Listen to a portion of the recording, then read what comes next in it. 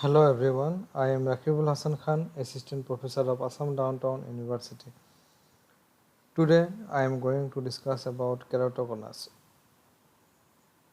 The definition is, it is non-inflammatory, progressive thinning of the cornea that result in apical protrusion, that is ectasia, resulting in a high degree of irregular myopic astigmatism with observable structural changes appearing in later stages.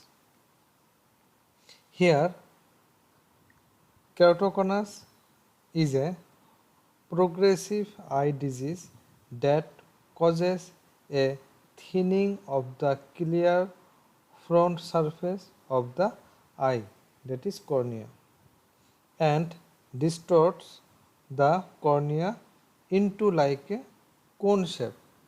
See the diagram. This is cornea, normal cornea, and this is keratoconus cornea. And see the cornea, it look like a cone shape. Next, shape and position of cone. Number 1, nipple cone. It's a round and small. See the diagram. This one, nipple cone shape. It's look like a nipple. It is usually occur near the optical axis or slightly decentrated towards the nasally. Number 2, oval cone. Oval cone is larger than nipple cones. See, in nipple cones, this one, compared to nipple cones, oval cone is larger, and here larger diameter contact lenses are required. Number 3, globus cone. Globus cones are largest, involving up to 75% of the cornea. See the diagram, almost 100%. It is most challenging type 2 fitting of contact lens. Next, keratoconus fitting philosophies. 3 different general fitting philosophies. Number 1, apical bearing. Number 2, apical clearance. Number 3, 3-point touch. Number 1, apical bearing. An area of contact between the back surface of RGP contact lens. See the diagram, this one RGP contact lens and back surface of RGP contact lens and the apex of the cornea. This one apex of cornea and back surface of RGP contact lens and apex of the cornea are attached. It is observed with the fluorescent test in the help of slit lamp. Here, larger diameter contact lenses are required. Total diameter we need 9.50 mm to 11.50 mm, and here single back curve we need. Keratoconus cornea cone touches central part of cone apex of cornea.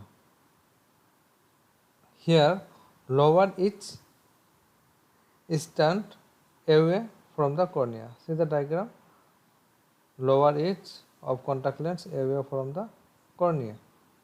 Next, apical clearance. Here, the distance between the posterior surface of a contact lens and the apex of cornea. Here, contact lenses are connected with posterior surface of contact lens, connect with apex of cornea. The risk of scarring is reduced with this type of fitting. However, it may result in variable vision due to uncorrected corneal astigmatism. Here, small diameter and thin contact lenses we need. Here total diameter we need 6 millimeter to 8 millimeter, and back optic zone radius we need 5 millimeter to 7.50 millimeter. Here we need 2 flatter peripheral curves contact lens. Next, 3-point touch. Here the contact lens rests lightly against the cone apex and is also supported on the nasal and temporal central zone by mid periphery of the lens back surface. It is a balance of compromise between apical bearing and apical touch. This fitting technique is also known as divided support, and the weight of the lens is distributed over a large an area of the cornea as possible. 3-point touch is the preferred lens fitting technique as it provides stable fitting and vision with long-term comfort and increased wearing time. It appears to give the best results in almost all degrees of keratoconus, from mild to the most advanced. Here the 3-point touch design is the most popular and the most widely fitted design keratoconic patients. The aim is to distribute the weight of the contact lenses as evenly as possible between the cone and the peripheral cornea. 3-point touch refers to minimal apical clearance in the center and minimal area of touch oblique bearing in the mid periphery with adequate edge. See the diagram.